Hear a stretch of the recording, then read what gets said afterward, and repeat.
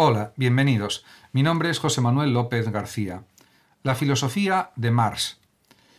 Marx fue un filósofo alemán que vivió entre 1818 y 1883. Además de filósofo, fue periodista, economista, podríamos decir también que sociólogo, etc. Fue un filósofo que claramente aplicó su investigación y estudio a muchos campos del saber: la política, el derecho, la historia, la estética, etc.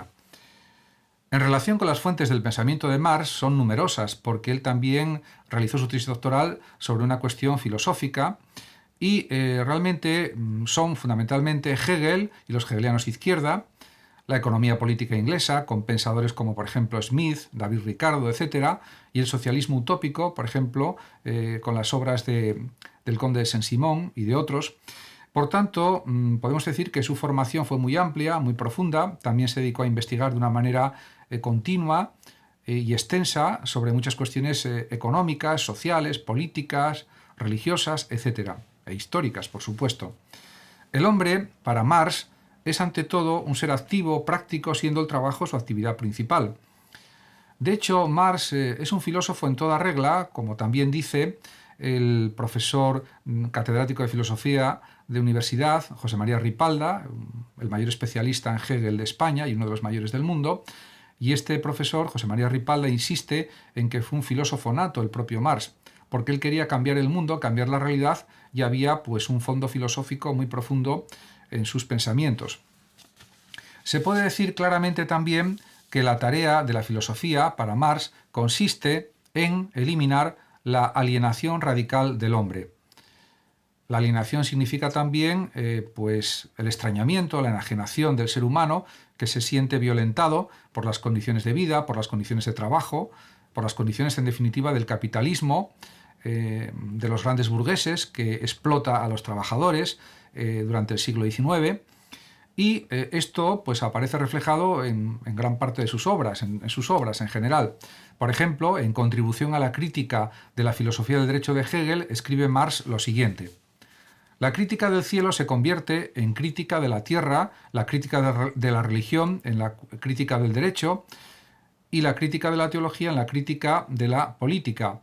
En definitiva, lo que quiere decir Marx es que solo existe este mundo material, este mundo empírico, este mundo real. No existe el mundo inteligible platónico, no existe el mundo ideal de las ideas que desarrolló Platón en la República o el Estado, y por tanto no tiene sentido buscar consuelo en religiones, en dioses, etc., porque con la frase famosa que se considera siempre en estas cuestiones, que es que la religión es el opio del pueblo, pues realmente ya está indicando Marx que no cree en la vida ultraterrena, no cree en Dios, es un pensador claramente ateo. Por lo tanto, no quiere consuelos de tipo metafísico, religioso, sino que quiere que la vida en la Tierra sea lo mejor posible, y eso, para conseguirlo, supone un cambio absoluto, total, de las relaciones sociales, de la sociedad, sobre todo de las relaciones laborales. Por eso él considera que tiene que haber, pues claramente, pues una eliminación de la propiedad privada, porque es una de las grandes fuentes de la injusticia social, de la injusticia laboral, etc. Se puede también decir que la alienación del trabajador en la sociedad capitalista, según Marx, es muy clara y es muy evidente. Y tal enajenación o extrañamiento de las personas que no se sienten a gusto con su vida, con su trabajo, se da en una cuádruple dimensión. Primero, con respecto al producto de su trabajo. Este es la objetivación de su esfuerzo, pero al convertirse en capital de otros, aparece ante el trabajador como un ser extraño, como un poder independiente. Por otra parte, en una segunda dimensión de la alienación, se puede decir que esto sucede con respecto a su actividad, porque dice Marx lo siguiente: para el trabajador se muestra la exterioridad del trabajo en que éste no es suyo, sino de otro, en que no le pertenece. El trabajo pertenece a los grandes capitalistas, pero no al propio trabajador, ni siquiera en parte, podríamos decir. Con lo cual eso crea pues una red de explotación muy extensa, muy profunda, y que, claro, perjudica clarísimamente a la vida de los trabajadores. La tercera dimensión de la enajenación o alienación o el extrañamiento, se puede decir que es con respecto a la naturaleza. La naturaleza En lugar de convertirse en el cuerpo inorgánico del hombre, aparece como algo ajeno al trabajador, como propiedad de otro también. Y por último, en el cuarto aspecto, la cuarta dimensión, podemos señalar que es con respecto a los otros hombres, porque, según Marx, en el trabajo alienado se corta toda relación con la naturaleza y con la humanidad. De hecho, el marxismo es un humanismo, busca el progreso, el perfeccionamiento, la felicidad humana, general, de todos, sin exclusiones. Y esto Marx considera que es imposible con el sistema de producción capitalista, que es tremendamente injusto y que produce muchísimas desigualdades económicas, produce pobreza, etc. Solo hay una minoría de ricos burgueses capitalistas y la clase trabajadora está alienada totalmente, está explotada. Entonces, para acabar con esta explotación del trabajo es necesaria la sociedad comunista, según Marx, de una forma inequívoca y clara. En relación con la dialéctica que utiliza Marx en su pensamiento, en su sistema de pensamiento, el mismo Marx presenta su dialéctica como una especie de transformación o inversión de la dialéctica de Hegel. Es decir, se puede afirmar que la dialéctica de Marx es una dialéctica de la realidad, de la materia y no de la idea, como la que era propia y característica del idealismo absoluto de Hegel. Hegel es un pensador que nació en Alemania en 1770 y murió en Berlín en 1831.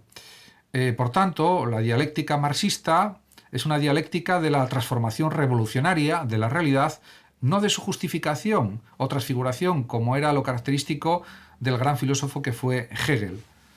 De todas maneras, también hay que tener en cuenta que la lectura atenta de Hegel por parte de Marx influyó mucho en el desarrollo de su filosofía. Además, la dialéctica hegeliana se puede decir que está basada pues en la idea o en el concepto o en la categoría de totalidad y está al servicio del sistema hegeliano, que es un sistema idealista, de un mundo y de una historia que han acabado fundamentalmente. Por lo tanto, se trata en la metafísica dialéctica hegeliana de una justificación del mundo, de la realidad, lo real es racional, lo racional es real, la famosa frase de Hegel, y eso está pues, desarrollado en las obras de Hegel. En cambio, la dialéctica de Marx se apoya, sobre todo, en la categoría de contradicción, y es una dialéctica abierta e inacabada, porque el mundo histórico es inacabado, y el propio Marx es muy consciente de los cambios sociales, históricos, políticos, de todo tipo, que están sucediendo en su propia época. Pues mediados del siglo XIX, porque él murió en 1883, y realmente es evidente que él desarrolló pues, una teoría filosófica que se puede llamar, sin ninguna duda, materialismo, el materialismo de Marx. Un materialismo, por supuesto, histórico. Pero por otra parte, también es evidente que el materialismo de Marx no consiste en la simple afirmación de que todo es materia.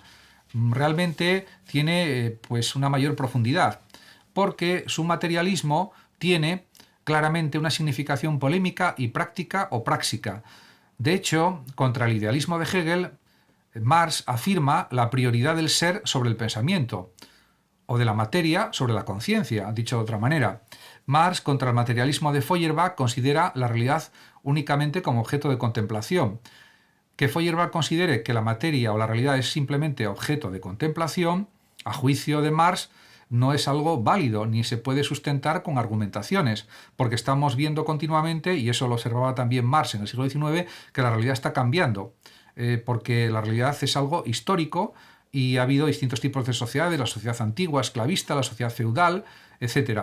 Por lo tanto, esos cambios, por supuesto, en el siglo XIX la sociedad capitalista, y eso va cambiando continuamente. Por lo tanto, aunque pueda haber otras ideas de Feuerbach que sí son válidas, como decir que Dios es la proyección del hombre, de las mejores cualidades del hombre, en una figura creada, inventada que es Dios, eso podría aceptarlo el propio Marx, pero pensar que el materialismo es algo que se puede contemplar y no que la materia es algo que se puede contemplar y ya está, pues eso simplemente no lo acepta el propio Marx. De hecho, Marx no está de acuerdo con el materialismo mecanicista y con el materialismo de Feuerbach, porque afirma Marx en su materialismo también que no es posible separar la naturaleza respecto al hombre, porque ambas están en contacto continuo, están en conexión constante. Y Marx señala que el mundo, que la realidad, es un producto histórico, indudablemente, resultado de toda una serie de generaciones que lo han transformado. El mundo humano, el mundo de la realidad, la sociedad, etc. Por lo tanto, esto hay que considerarlo de una manera pues, muy clara. En relación con el materialismo histórico, que es lo propio de Marx, lo que desarrolla Marx, porque el materialismo dialéctico lo desarrolló más bien Engels, el materialismo histórico de Karl Marx pues aparece, pues, por ejemplo, en el prólogo a la contribución a la crítica de la economía política del año 1859 y queda muy bien expresado, por ejemplo, con las propias palabras de Marx, cuando escribe: el modo de producción de la vida material condiciona el proceso de la vida social, política y espiritual en general, lo cual se oponía rotundamente a los planteamientos de los filósofos idealistas, como por ejemplo Hegel, ya citado, como Schelling, que era otro gran filósofo idealista, etc. Como Fichte, por ejemplo, también. Y también afirma Marx o dice lo siguiente: no es la conciencia del hombre la que determina su ser, sino por el contrario, el ser social es lo que determina su conciencia, que también lo comenté al principio de esta videoclase. Realmente se puede decir que dentro del materialismo histórico de Marx, los conceptos fundamentales son varios en la concepción de la historia como un proceso real de producción. Podemos hablar, por tanto, en el materialismo histórico de las fuerzas productivas, que sería el trabajo real de los seres humanos, de las relaciones de producción, que son lo relativo a los propietarios y trabajadores, también de la estructura económica o infraestructura, que incluye que incluye un poco las relaciones de trabajo y lo anterior que he citado, y que además influye la infraestructura económica, material de trabajo, influye de una manera decisiva en la producción ideológica denominada superestructura o supraestructura. A mí me gusta más decir superestructura. Por lo tanto, la superestructura, que son las ideas, pensamientos, ideas políticas, etcétera, de una sociedad, etcétera, o el conjunto de representaciones e ideas que configuran la conciencia, eso está influido de una manera muy directa y muy profunda por las relaciones económicas, por la economía, por la infraestructura. Y esto pues, es otro de los puntos centrales, fundamentales del materialismo histórico de Marx. Pero es que además Marx señala que tiene que haber una revolución social, comunista o socialista, podríamos decir también, porque según Marx, el motor de la historia es la contradicción entre las fuerzas productivas y las relaciones de producción, o lo que es lo mismo, la famosa lucha de clases. En definitiva, según Marx, el fin al que se dirige la historia es la desaparición de las ideas y la instauración del comunismo. Un comunismo que busca dar solución a las necesidades de todos y que haya pues una justicia social completa entre todas las personas, de tal manera que cada persona pueda realizarse plenamente en esta vida única que va a tener, porque no existe la vida supraterrena, no existe la vida celestial, según Marx. Partiendo ya de que no existe Dios y de que no existe la posibilidad de otra vida, de lo que se trata con la filosofía marxista es buscar una nueva sociedad mucho más justa, humanizada, de tal manera que se acaben las grandes injusticias, las grandes bolsas de pobreza que había en la Europa de entonces y en el mundo en general en el siglo XIX, y de esta manera conseguir pues una vida adecuada para todas las personas. También es cierto que dentro del marxismo se analiza lo que es el materialismo dialéctico, que es opuesto al idealismo filosófico que concibe al espíritu como el principio de la realidad. Esta elaboración del materialismo dialéctico fue más bien obra, claramente, de su amigo Engels, que lo apoyó con su dinero para que pudiera dedicarse a la investigación, el propio Marx en Londres, etc. Y realmente fueron grandes amigos y algunas de las obras las escribieron juntos, etc. Y realmente también tuvo una labor decisiva Engels en la difusión del Capital y de las obras en general del propio Marx. Realmente, para el materialismo dialéctico, las ideas tienen un origen físico, un origen material. Esto es, lo primero es la materia y la conciencia lo derivado de la materia. Además, también escribe Engels lo siguiente: las formas fundamentales de todo ser son el espacio y el tiempo, y un ser concebido fuera del tiempo es tan absurdo como lo sería un ser concebido fuera del espacio.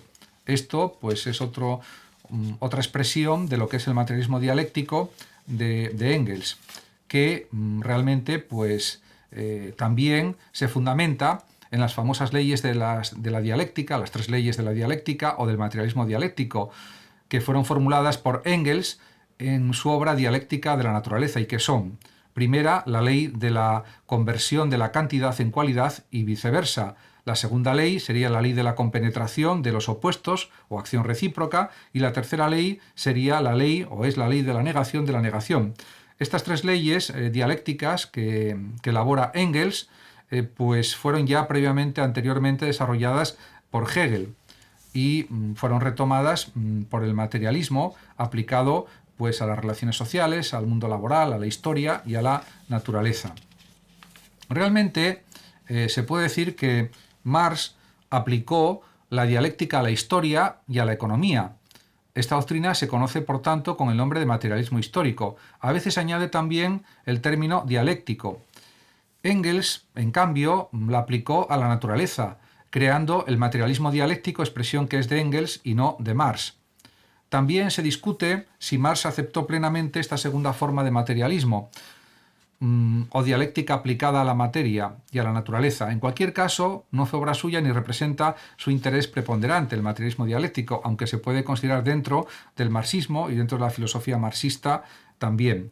En cualquier caso, ya realizando pues unas conclusiones acerca del marxismo, pues cabría destacar que el marxismo, a lo largo de la historia, después de la muerte de Marx, podríamos decir, pues se fue aplicando de alguna manera con el marxismo-leninismo, por ejemplo, en la Unión Soviética, la antigua Unión Soviética, y fracasó. Se aplicó en otros países, pero realmente al final las predicciones de Marx no se cumplieron, y realmente pues el marxismo está muy bien como una teoría filosófica que analiza